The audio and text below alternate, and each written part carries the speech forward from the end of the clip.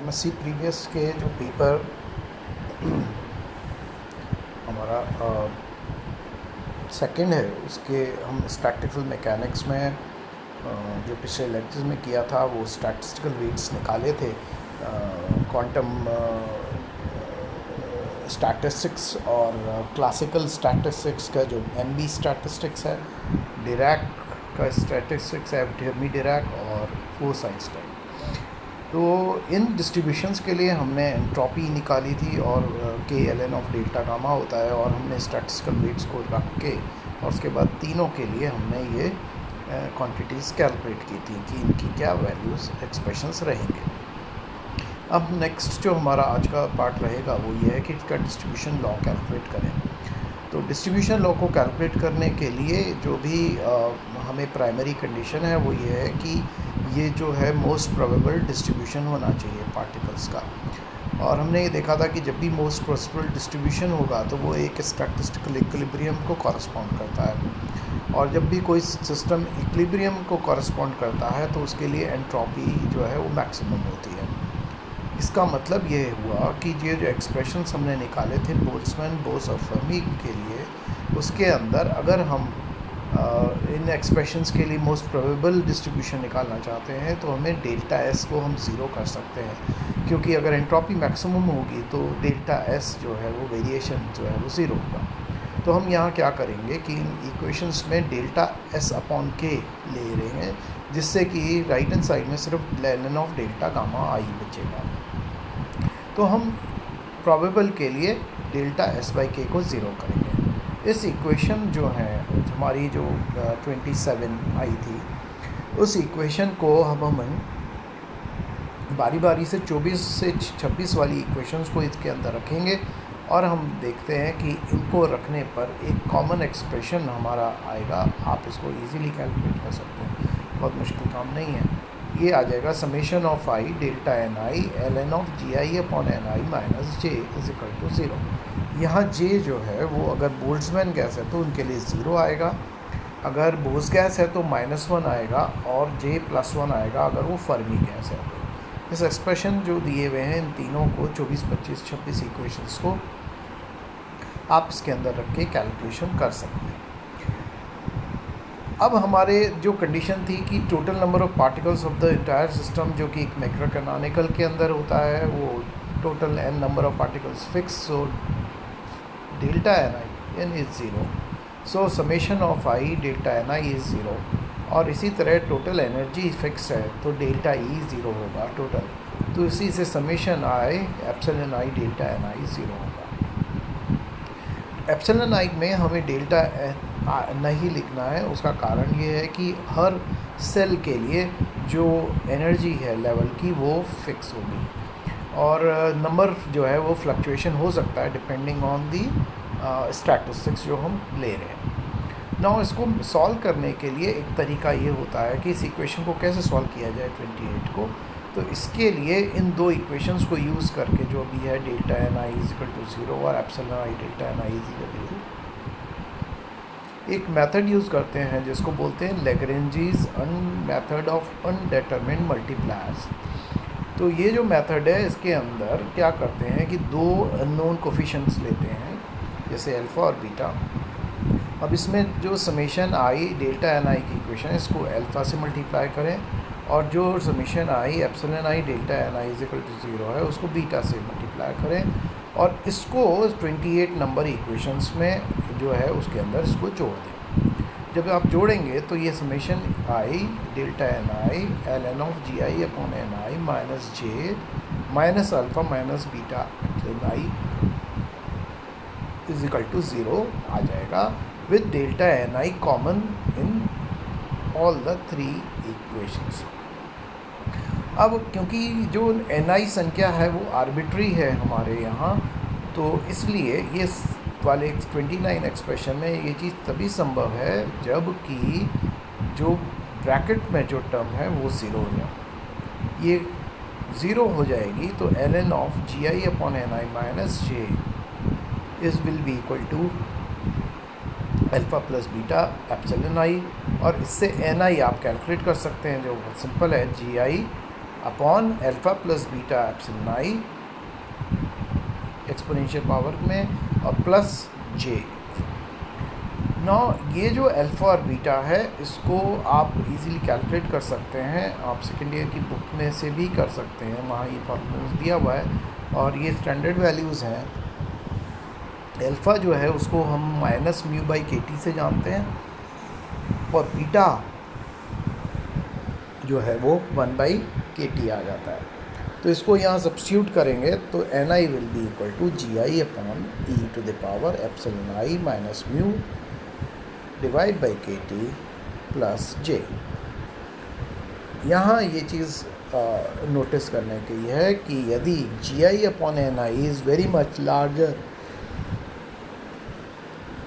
Then 1, ये कब संभव है कि जो नंबर ऑफ पार्टिकल्स में है और उनके अंदर जो पार्टीशंस अवेलेबल हैं वो उससे ज़्यादा हों।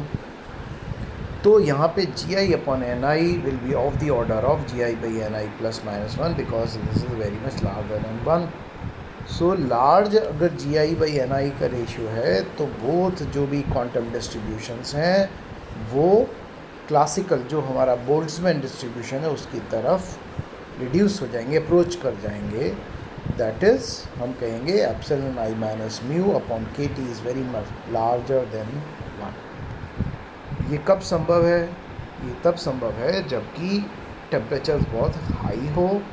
तो हाई टेम्परेचर्स पे वो जो क्वांटम डिस्ट्रीब्यूशंस हैं और जो क्वांटम गैसेस हैं वो रिड्यूस हो जाएंगी क्लासिकल या बोल्ट्जमैन स्टैटिस्टिकल गैस में, और जितनी भी आइडियल गैसेस हैं वो क्लासिकल बिहेव करेंगी, जिससे हम नॉर्मल थर्मोडायनेमिक्स को एस्टिमेट करते हैं। नाउ अब हम टोटल नंबर ऑफ पार्टिकल्स जैसे निकालना है तो हम उसको कैपिटल एन को लिखेंगे समेशन ऑफ एन आई, और अब एन आई के लिए हम जो ये टर्म आई थी उसको हम लिखेंगे। Now what we put is e to the power mu by के टी को हम जेड लिखेंगे। तो यहाँ पे आप जो है वो क्वांटिटी हो जाएगी जेड अपर मतलब ई टू द पावर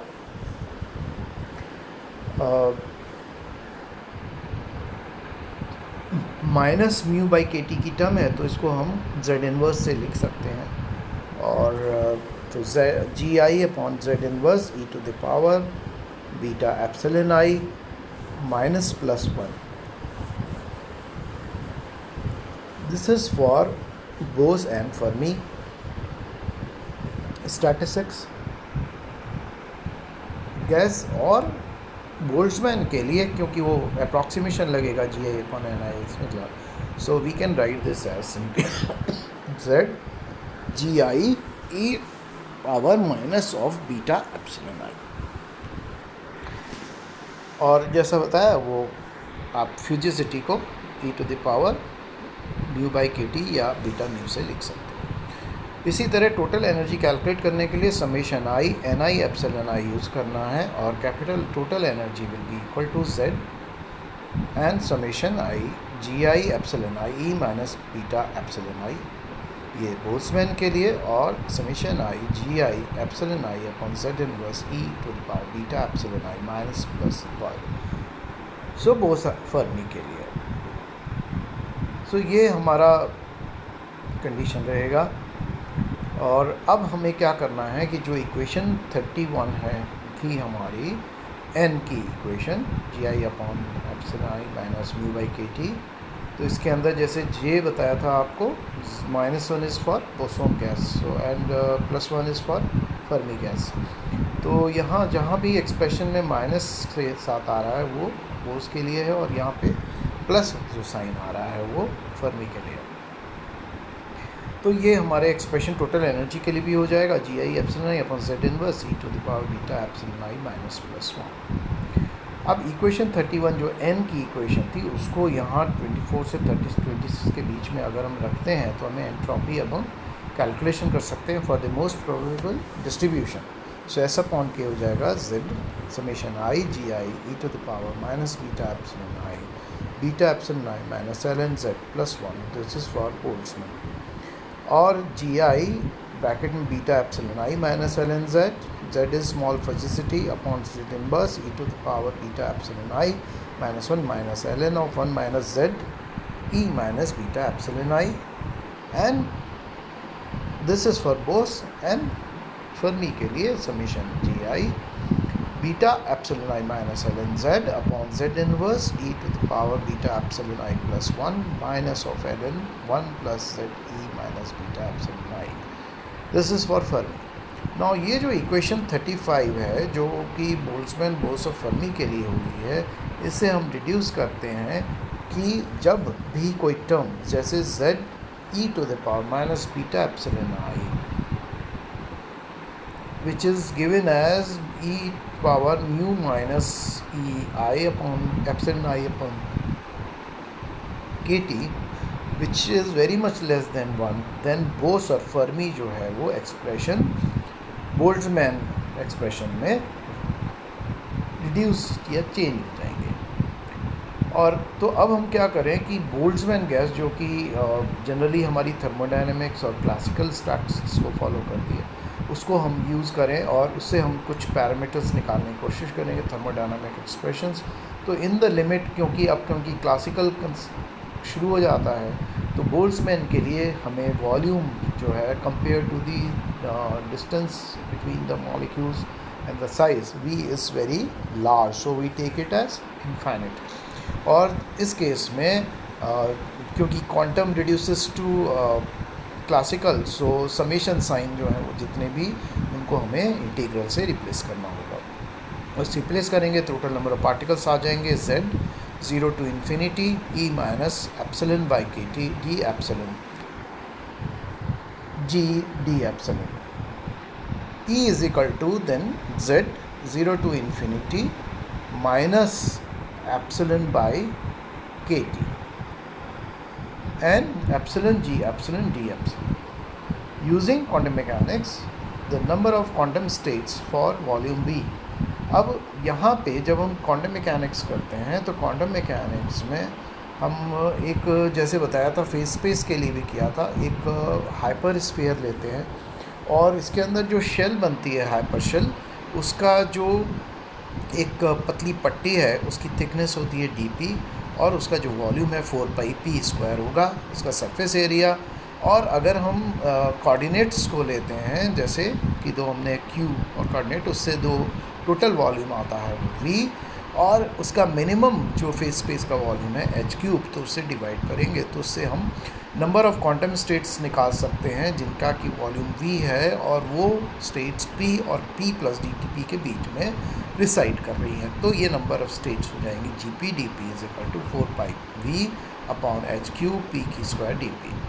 अब क्योंकि p²/2m वो है टोटल एनर्जी के बराबर होता है, तो यहाँ एप्सिलॉन है एक पर्टिकुलर p के लिए स्टेट के, सो क्वांटम स्टेट्स में जो एनर्जी होगी एप्सिलॉन और एप्सिलॉन पर डी एप्सिलॉन के लिए बीच में वो हो जाएगी g epsilon d epsilon equal 2πv upon h3 2m3/2 epsilon half d epsilon. इसको करके वैल्यू निकाल सकते हैं आप। Epsilon is p²/2m, so p is √2m epsilon. इस इक्वेशन को आप इक्वेशन नंबर 36 में जो n का है और फिर बाद में e में भी रखेंगे, तो n में रखने पर 2πvz which is fugacity divide by h3 2m3/2 0 to infinity e to the power minus epsilon by kt epsilon half d epsilon. और इस एक्सप्रेशन का जो सोल्यूशन है वो आ जाएगा capital N is equal to zv capital upon 2π upon h² 3/2।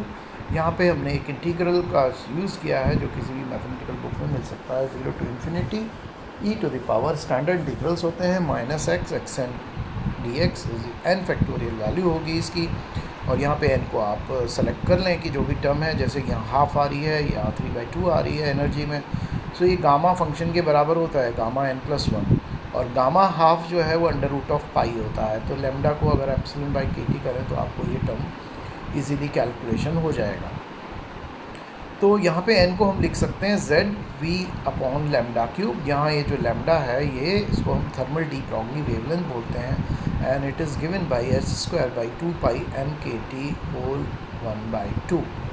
It is square root of this number h²/2πmkt। तो ये थर्मल डी ब्रॉगली वेवलेंथ है। और इससे फिजिसिटी निकालेंगे तो n lambda cube upon v which is rho lambda cube. एक simple सा expression हो गया फॉर फिजिसिटी।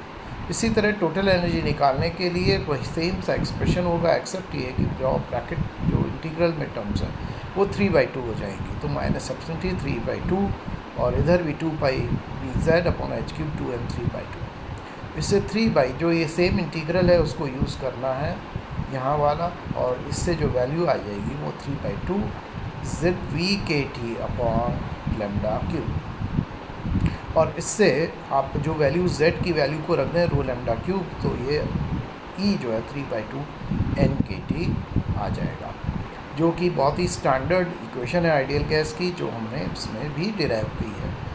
और एंट्रोपी निकालनी है बोल्ट्जमैन गैस के लिए तो s अपॉन k से निकाल सकते हैं, beta epsilon minus n ln z minus n, और ऊपर के इक्वेशन को यूज़ कर लें, और 5/2 n minus n ln of n by v h square by 2 pi m k t 3/2। ये जो इक्वेशन है जो हमने पहले भी निकाली थी कैनोनिकल की, इसको बोलते हैं सप्रू-टैट्रोड इक्वेशन, और बहुत वेल नोन इक्वेशन है जो कि रिलेट करती है दो क्वांटिटीज़ को। हेल्महोल्ट्ज़ फ्री एनर्जी जो कि E माइनस एस टी से निकालते हैं, इसको भी इजीली निकाल सकते हैं एन के T ln of z minus 1, जो कि बाकी टर्म्स नोन है, और प्रेशर जैसे minus del a by del v at constant number nkt by v. So PV is equal to nkt, जो आइडियल गैस की इक्वेशन है, we have receive that equation. But Boltzmann gas कभी भी real physical system को respond नहीं करती है, तो रियल गैसेस लेते हैं एंड वहाँ इक्वेशंस जो हैं ये मॉडिफाई हो जाती हैं। This is also, so next lecture में we will start with the ideal Boltzmann gas.